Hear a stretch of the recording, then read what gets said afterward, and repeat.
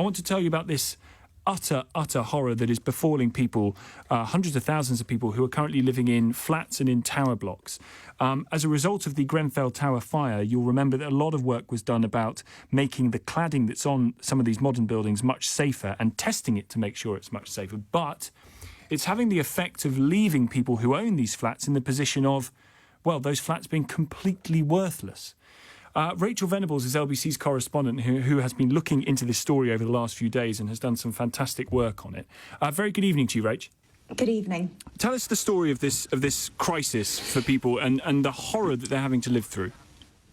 So this story's really got its roots in the Grenfell disaster and the realisation following which you'll of course remember of just how many buildings around the country were also wrapped in the same or similar flammable, dangerous cladding. And in the years since the tragedy at Grenfell, more and more buildings and building owners have been finding faults with the leaseholders. The people who live in these buildings, the people who live and who own the flats have been forced into astronomical bills at times to keep themselves safe while the problems are fixed. The cladding, for example, is removed. In the meantime, while that's been going on, their flats become worthless, effectively. They can't be sold. They're stuck there waiting for the point at which the building becomes safe again, because no bank would give a mortgage on those particular flats. Now, we knew this was happening. We've known this has been happening for a while.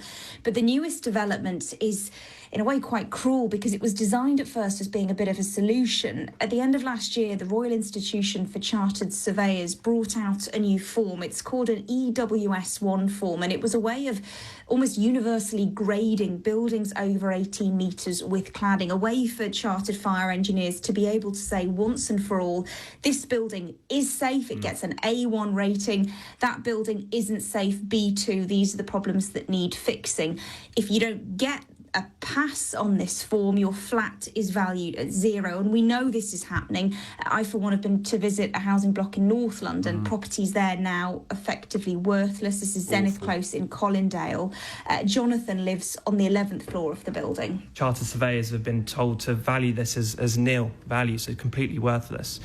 So when I bought this flat, I put all my savings into it, got a mortgage, and it was a financial investment for myself, but also invest in my future. And then basically 6-7 years later, just be told in an email, your flat is worthless. It was, it's devastating news, and the impact that's had on myself and everyone is, well, I can't really describe it, but it's been awful. So here's where it gets a little bit complicated and a little bit difficult, because these forms were designed to only be carried out on buildings that were above 18 metres. But at the start of this year, 2020, the government changed the regulations. And since then, lenders have been demanding these forms on shorter buildings as well, which means there could be tens, if not hundreds of thousands of buildings around the country which fall into this criteria of needing this form to be carried out. And without it, the people's flats can't be sold. They're valued at being zero. There's potentially 3 million people trapped in this situation, because there's only about 300 people who can do the work, who can actually carry out the surveys themselves. They're expensive, these EWS1 forms as well. Sometimes building owners just refuse to do them. And so what we've been hearing, certainly on LBC over the past few days, is countless people who've suddenly found their homes absolutely worthless, and they are trapped in these buildings for up to 10 years. That's as long as I've been told the backlog could stretch until. Having just gone through the horrendous process of buying and selling a house, the idea of being told that your home is worthless, so you can't get out of it. These are freeholders, right? These are freeholders and possible leaseholders in these flats. So we're talking here about the leaseholders mostly in flats. The freeholder is the person who actually owns the building, and it's only the freeholder who can apply for this form. The leaseholders here really are trapped in the middle. And you're right, it is so cruel a situation. I've had messages from people who are going through a divorce who need to sell their flat. They can't. It's valued at zero, so they are still living in that position. People who've just, a woman who's just given birth, she's having to sleep on the sofa because they don't have the space now for their 2 children.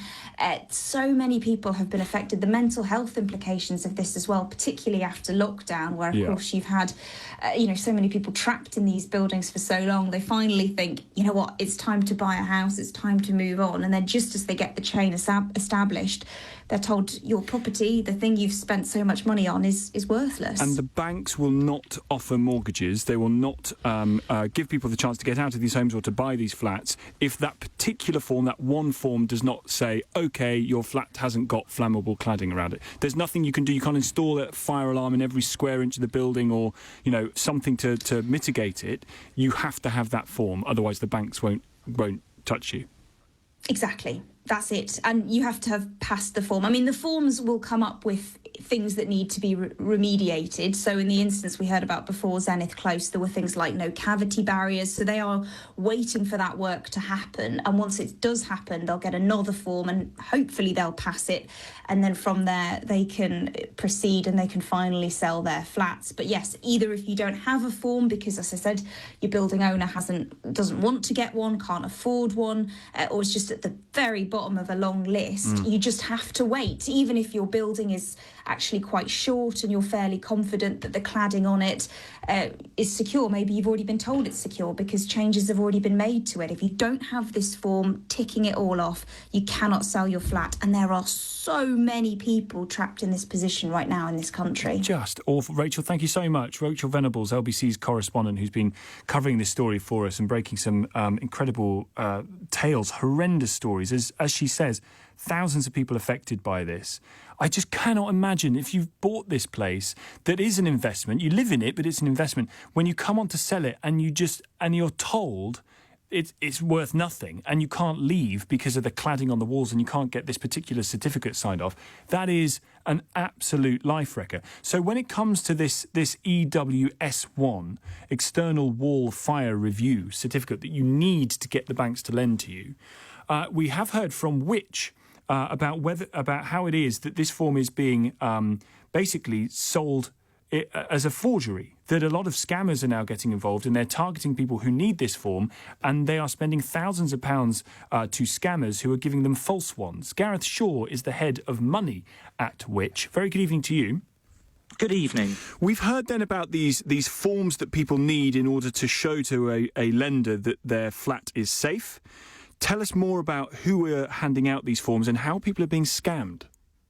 Well, it's kind of inevitable that when the government issues something relatively new, scammers see that as an opportunity to take advantage of desperate people. We've seen that right the way through the pandemic, and unfortunately we're seeing that with these forms. So we've found that some leaseholders are being duped into paying thousands of pounds to fraudsters who are faking these inspection forms. We've seen evidence that at least one firm has issued fake EWS1 forms to several apartment buildings across the country.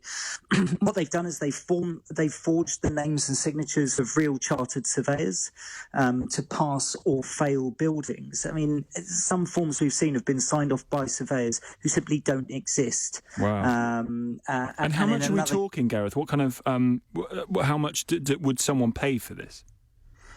Well, it could be anywhere starting at £1,000 up to £10,000. Wow. So we're talking about significant sums here. And how widespread has this been? You said that you've seen many sort of tower blocks themselves, but do you have a handle on how common this is? We're not entirely sure about the scale of this, but the real risk here is that we're talking about a desperate group of people who have bought a property in good faith and found that they are potentially on the hook for thousands of pounds anyway to cover the cost of the cladding. Otherwise, it renders their home worthless. This form is a way of them trying to ameliorate some of that cost, and for them to be duped into paying out thousands of pounds for something that doesn't exist and won't give them what they want, that's got to be an absolute blow for them. How is it, though, that these, as we were hearing in the report earlier, how is it that people who own the flats are the ones that ultimately are responsible for the cladding on them or dealing with the cladding on them? Well, ordinarily, it's the freeholder's responsibility to ensure that the building is safe. Yeah. but it doesn't necessarily mean that they'll pay for these fire safety surveys. Some flat owners have told Which that there are clauses in their lease that mean they have to pay for the tests themselves. This could cost them thousands of pounds and much more if the building survey fails and further work is needed. So, the survey should be requested by the building's freeholder, but we've heard from lots of people who have told us that their freeholder's either been uncontactable or unhelpful. And some of them may be unhelpful or refuse a survey because the EWS1 form is only a recommendation rather than a legal requirement. Right. If the building's less than 18 metres tall, it has no cladding to test. It's just a recommendation. So if I lived in one of these flats and I was worried about the cladding on my building and I wanted to sell it, if I don't need one of these forms, what can I do to try and persuade a bank that I can get out of there and start selling it and move on? It's very difficult at the moment. The banks are being really, really cautious on this. You're going to have to go through the processes that you and your neighbours, part of your housing association, are going through. You should try and communicate with the people that you live with in the building that you live with to see what action they're taking, see if you can do it collectively so that you can accelerate the processes and get what you need as soon as possible. I just cannot imagine what it must be like to be in that position of knowing that the thing that is possibly the most expensive asset you own, that ultimately would help to provide a future, you hope, when you come to selling it, is worth nothing, and there's almost nothing you can do, and on top of it, you're being scammed. Absolutely. It's devastating. And this is what scammers do. They seize on moments of panic and desperation in people. We've seen it throughout the coronavirus with the furlough scheme, with the self-employment support scheme. The government's made a huge financial intervention and scammers have pounced on this. And again, they're just looking for any opportunity to exploit people. Sadly, these people were in a really desperate situation and it looks as though some have fallen for a really, really nasty scam at the very worst time. And just very, very finally, clearly this is a mess. Someone needs to come in and try and sort this out. If the government were to intervene in some way, is it to try and persuade the banks to lend people the money to carry on with their lives? Is it putting pressure on the freeholders? Where does the intervention need to happen? It's a very interesting one because the government has already put forward money for people on a first-come, first-served basis. That amounts to around £1 billion, but it's estimated that the cost of replacing all of this cladding is going to cost £3.5 billion. So for those people who don't manage to get the funding in time, they're the ones who are going to be left desperate. That's potentially hundreds of thousands of people. That's where the government may well need to intervene. It may need to look at this group of people through no fault of their own. This is a change in the regulations that's driven this for good reason, yes, but it is a change in the regulations that's done this. The government may have to stump up some more cash to help these people. Otherwise, you may risk people going bankrupt and losing their home in order to afford to pay to have any value in their home. And how nonsensical is that? Gareth, great to talk to you. Gareth Shaw, head of money at the consumer advice group Which. It is, if you are trapped in this sort of horrific set of circumstances that are absolutely no fault of your own, you bought it in good faith, the regulations came in after Grenfell for good reasons, for understandable reasons, but have nevertheless led to this circumstance. They've had unforeseen consequences and they've led to the circumstances where you find yourself with a flat, having bought it, leasehold bought, and you cannot get out of it. It's worth nothing.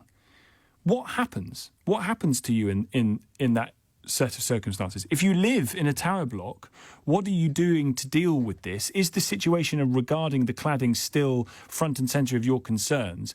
Because Grenfell happened some years ago now, and at the time there was a clear determination to deal with blocks of flats around the country that had the kind of cladding on that may well be flammable. If you live in those buildings, how much has it been dealt with? 0345 6060 973. Sian in Wales says, surely, Tom, the government should pass legislation to level this up. Otherwise, it should be a suing matter for the innocent owners, she says.